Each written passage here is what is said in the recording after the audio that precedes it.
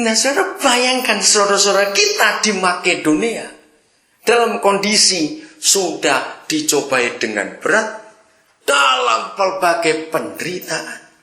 Tapi mereka itu sukacita dan kaya dalam kemurahan.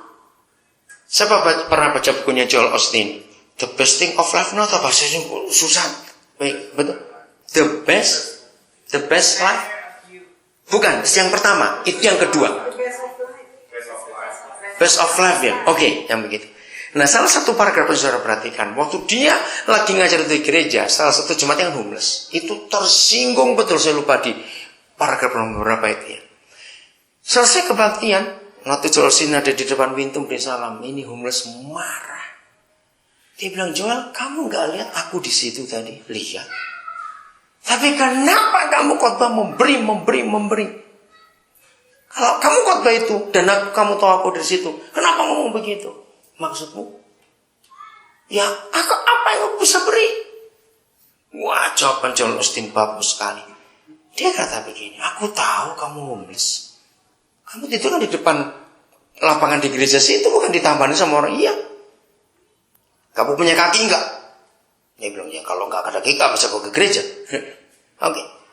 Terus, kamu punya tangan? Ya ini. Masih marah ini homeless satu. Kamu punya mulut?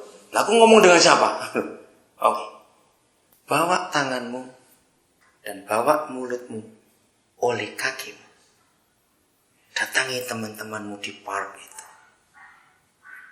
Peluk mereka yang perlu kau peluk. Hibur mereka yang perlu kau hibur. Dan di situ kamu sudah memberi. Katakan amin. Luar biasa. Jadi dalam kondisi mereka seperti ini, dicobai dengan berat, dalam berbagai penderitaan, dan kondisi sangat miskin. Kalau kita ingat bahasa Indonesia ada pepatah, sudah jatuh ketimpa tangga.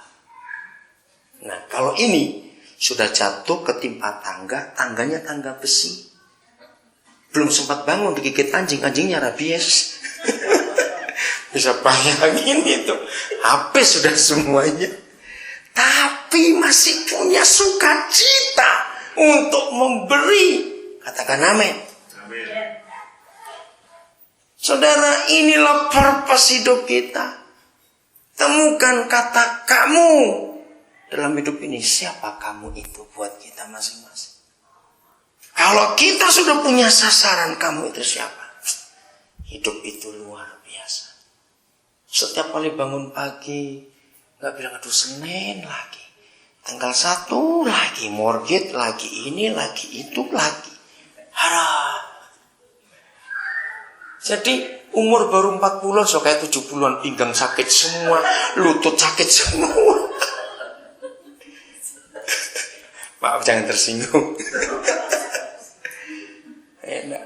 Nunggunya weekend, waduh sudah Kamis, wah puji Tuhan Jumat, gak bebas juga. Laundry, vacuum, menyukur rumput, kerjaan lagi. Nah, dengarkan. Yesus pernah berkata begini, pikulah kuk yang kupasang. Dan apa itu? Pikulah kuk yang kupasang, belajarlah kepadaku. Karena bebanku itu ringan dan kuku itu enak. Jadi kalau ada orang hidup nggak pernah merasa nikmat, tiap bangun pagi itu seperti dikepui Jepang, istilah zaman dulu kan gitu, bukan? Aduh, jangan rembak semua dipukuli Jepang gitu. Karena kerja roti bukan kerja paksa. Saya anak-anak muda jam sekarang nggak kenal istilah itu, belum masih kecil. Wah, kayak dikepui Jepang katanya. Pokoknya kalau saudara bangun pagi nggak pernah sukacita, ngomel aja, pagi bangun marah aja, itu yang di rumah itu sampai capek. Maaf ya, saya cuma cerita. Ini fakta sebenarnya. Ternyata begitu banyak orang Kristen hidupnya itu ditentukan oleh berapa banyak uangnya, sampai anjingnya pun tahu kapan punya duit dan kapan nggak punya duit. Benar loh saudara, anjing itu bisa tahu. Begini ceritanya. Ini mobil datang toh, mau datang. anjing kan melek. Kan dia bisa hafal mobilnya nyonya atau tuan, anjing itu hafal. Oh, ini bos. Jadi dia tunggu dulu. Begitu dengar mobil mesin mati, dia dengar cara buka pintu bagaimana. Oh, baik-baik. Masuk pintu rumah, oh baik-baik. Anjing tetap tidur, tahu lagi punya duit. Tapi kok nggak punya duit, itu mesin mati, juder, langsung anjing lari pada ditendang juga karena lagi nggak punya duit ini. Ngerti ilustrasi ini, saudara? Bayangkan anjing itu sampai tahu kapan punya duit, kapan nggak punya duitnya. Kan terlalu kita ini. Itu ayo kita periksa hati kita. Apa dan siapa sumber sukacita kita ini? Jangan uang jadi ukuran.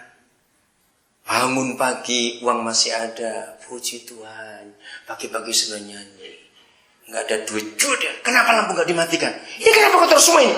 Ada aja bahan untuk marah. Heran. Jadi nilainya itu waktu bangun pagi, saudara. Indah nggak? Nikmat itu. Hari Minggu Jumat malam kami itu masih di New York. Sore kami baru tiba dari Philadelphia. Kami belum mempak barang untuk kami bawa ke San Francisco. Ternyata selesai kebaktian aku Jumat malam. Sampai rumah sudah hampir jam 12.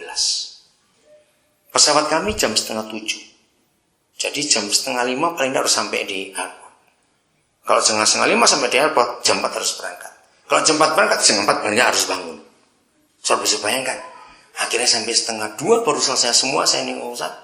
Ya, terus saya baru mandi, jam 2 saya baru masuk. Nah, mau jam 3:30.